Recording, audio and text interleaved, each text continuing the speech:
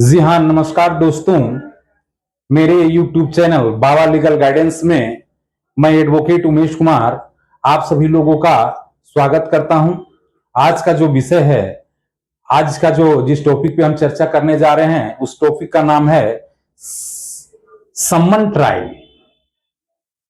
सम्मन ट्रायल के बारे में आज हम चर्चा करने जा रहे हैं, जो कि सीआरपीसी के 20 में दिया गया है, जो सेक्शन 251 से 259 तक दिया गया है।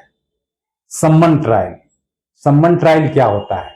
सम्मन ट्रायल का परिभाषा हमारे सीआरपीसी के सेक्शन 2X में दिया गया है।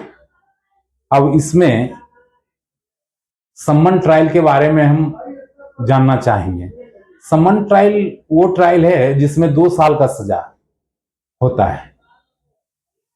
2 साल से ऊपर सजा ना, 2 साल से नीचे का सजा या 2 साल का सजा का ही अपराध का जो है ट्रायल को ही सम्मन ट्रायल कहते हैं।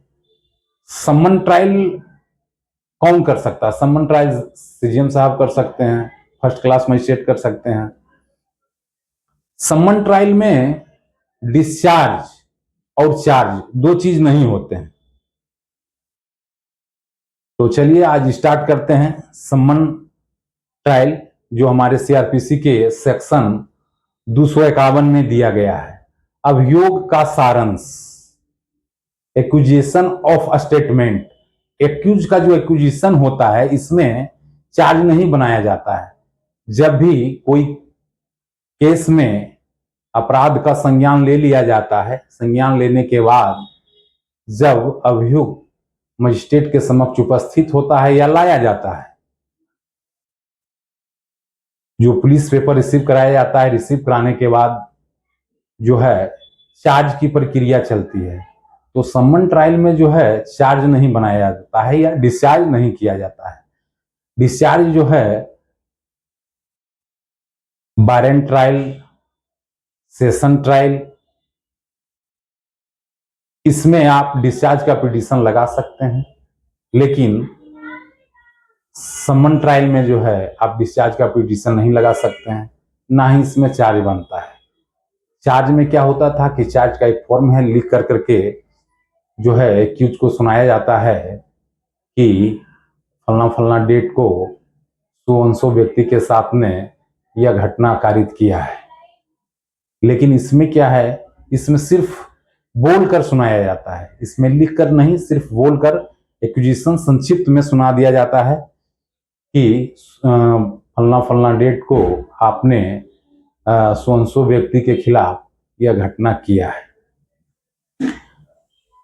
अगर आप उसी वक्त अगर कहते हैं कि हमने घटना किया है, तो सेक्शन 252 में प्ली गिल्टी पर आपका कन्विक्शन कर दिया जाएगा, उसी समय दोष सिद्ध कर दिया जाएगा। अगर आप कहते हैं कि नहीं हम ट्रायल फेस करेंगे, तो सम्मन ट्रायल का जो प्रोसीडिंग है वो आगे बढ़ जाता है। अब आए अब सेक्शन 253, अभियुक्त की अनुपस्थिति पर प्ली ऑफ गिल्टी, अभियुक्त के अनुपस्थिति पर प्ली ऑफ गिल्टी किया जाता है। देखिए 253 में साफ स्पष्ट किया गया है कि अगर सम्मन मामले में आपको जो है सम्मन किया गया है और वह फाइन से, सिर्फ उसमें जो है फाइन का प्रावधान है, तो अभियुक्त जो है कोर्ट में उपस्थित ना होकर डाक के द्वारा ही वो जो है फाइन की राशि अगर दे देता है, तो उसको कोर्ट आने का जरूरत नहीं है। मजिस्ट्रेट वहीं जो है उनका कन्विक्शन कर देगा। चलिए अब आते हैं 254, प्रक्रिया। जब कन्विक्शन नहीं किया गया तो क्या होता है? तो जब अगर प्रक्रिया नहीं किया गया है तो आगे का प्रोसीडिंग यही है कि संक्षिप्त में उसकी गवाही होगी, उसमें अभियोजन पक्ष की तरफ से गवाही होगा, अभियोजन पक्ष के जो एडवोकेट होंगे वो जो है चीफ कराएंगे, और एक्यूज पक्ष के जो अभी वक्ता हैं वो क्रॉस करेंगे। संक्षिप्त में गवाही के बाद में फिर 313 का बयान होगा एक्यूज का। चलिए, तो फिर हम आते हैं सेक्शन 256। सेक्शन 256 कहता है परिवादी का गैर हाजिरी या मृत्यु। कंप्लेनेंट का गैर हाजिरी अगर है, अगर गवाही के वक्त में कंप्लेंट गैर हाजिरी है या कंप्लेंट डेथ कर जाता है, मृत्यु हो जाता है, तो उस केस को उसी दिन खत्म किया जा सकता है। लेकिन कंप्लेंट केस में अगर कंप्लेनेंट के तरफ से जो एडवोकेट हैं अगर वो उपस्थित हो जाते हैं तो केस आगे चलेगा। अगर उस दिन ना ही उनके एडवोकेट रहते हैं, ना ही कंप्लेनेंट रहता है, ना उनकी हाजिरी है, तो मजिस्ट्रेट उस केस को उसी दिन खत्म कर देते हैं।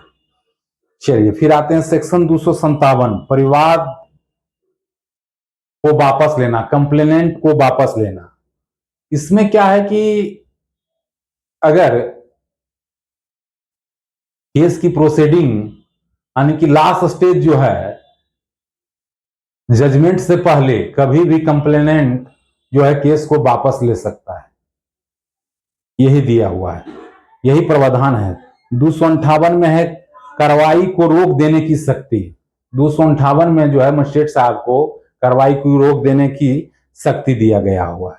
सेक्शन 259 सम्मन मामले को वारंट मामले में कन्वर्ट करना।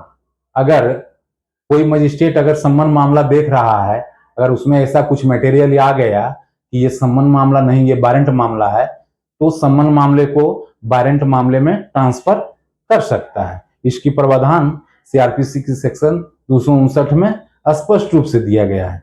आई होप दोस्तों, अगर आपको अच्छा लगा हो मेरा वीडियो तो मेरे वीडियो को लाइक करें, सब्सक्राइब करें। जय हिंद दोस्तों।